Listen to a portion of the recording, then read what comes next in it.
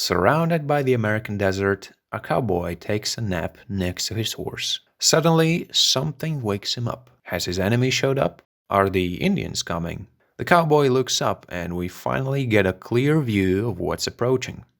Airplanes. From the first shot of Lonely Are the Brave, we're already introduced to the issue that will haunt free-spirited cowboy John W. Burns, aka Jack, for the rest of the film. A man born too late who longs for the boundless western frontier that doesn't exist anymore. Burns ignores any man-made boundaries standing in his way, to the point that he doesn't think twice about breaking into prison to find his jailed friend Paul Bundy and escape with him. Despite Bundy refusing to do so, Burns can't live confined to his small cell and breaks out of prison by himself, after which a manhunt ensues to stop him before he flees across the Sandia Mountains and into Mexico.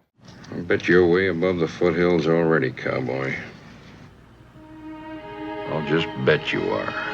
The way I preferred to express my appreciation for certain films in my previous videos was more indirect, that is, by putting them in a historical context and exploring their significance within film history. But I want to try something different here. I want to narrow down the specific elements of this film that made me fall in love with it in the first place. Here are 6 highlights that I took away from David Miller's Lonely Are the Brave.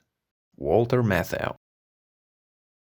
I got to know Walter Matthau's work mainly through his more comedic and good guy roles in films like The Taking of Pelham 1, 2, 3, A New Leaf, and The Odd Couple, where he co-stars with Jack Lemmon in one of the funniest comedy pairs I've ever seen on film. Because of that, I never got used to him playing more villainous or dramatic roles in films like The Fortune Cookie or KinoKirill. So when he showed up in Lonely Are the Brave as the sheriff who had to catch John Burns, I was hesitant about seeing him as the antagonist of the story. But despite this, he's actually portrayed as an understanding sheriff who sympathizes with Jack and has the comedic wit that made me feel right at home with the Walter Matthau that I knew from my favorite films of his. Well, sure gave me a start there, Sheriff. Put that comic away.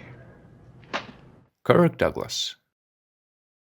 Kirk Douglas often called his role as Jack as his favorite he ever played in a movie, despite it having been a flop at the box office when it came out. Douglas was actually instrumental in getting the project off the ground in the first place, thanks to his production company and enormous leverage in Hollywood at the time. Kirk Douglas's performance is one of the main highlights from this film. The spontaneity of the way that he carries himself and his interactions with his co-stars is what stood out the most to me. Especially his scenes with Gina Rollins as Jerry Bundy, his friend's wife in the film. They have remarkable chemistry in the few but crucial moments in the film that they share together.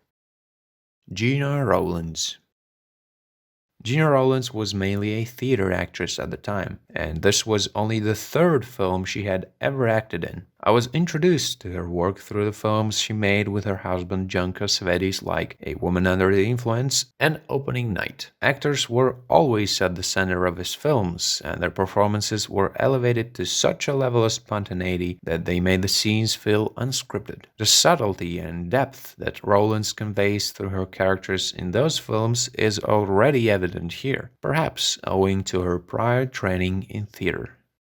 Whiskey. Another actor that Douglas forms a great pair with is actually a mare named Whiskey. Apart from being a wholesome presence throughout the film, I was struck by the contradictions that Jack's relationship with the horse reveals about his character. Burns doesn't like to get his freedom restricted, but he also doesn't trust his mare and limits its movements wherever they go by putting cuffs on her hooves. He also often reprimands her for being a fool and a troublemaker, because Whiskey doesn't want to be ridden on, nor does she want to follow Jack's orders. However, the two ultimately become inseparable and quickly develop a much stronger bond than it might look like despite their conflictual relationship. As far as horses go, Whiskey is one of the best co-stars out there.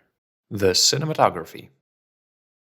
As you've already seen from the clips that I showed, the film has a stunning black and white cinematography in glorious cinemascope. It immerses you into the vast and beautiful New Mexican desert landscape, a common feature of the Western. But within this vastness, an important element of the composition in the film is the frequent interference of technology and modern components within the natural landscape. It strengthens Jack's entrapment no matter where he tries to go. The lack of color also separates the film from westerns popular at the time, usually shot in gorgeous Technicolor. The film strives for a more down-to-earth portrayal of the modern West, with a more intimate focus on the characters rather than the epic, colorful landscapes that we're used to seeing in the traditional Western. The camera moves smoothly in every scene, as if you were walking around the setting following the characters. God knows how they managed to dance around like that with their gigantic film cameras at the time, especially on the steep and dangerous terrain up in the mountains. It almost makes you feel like you're in a Max Ophuls film, notorious for his kinetic tracking shots. The Last Western.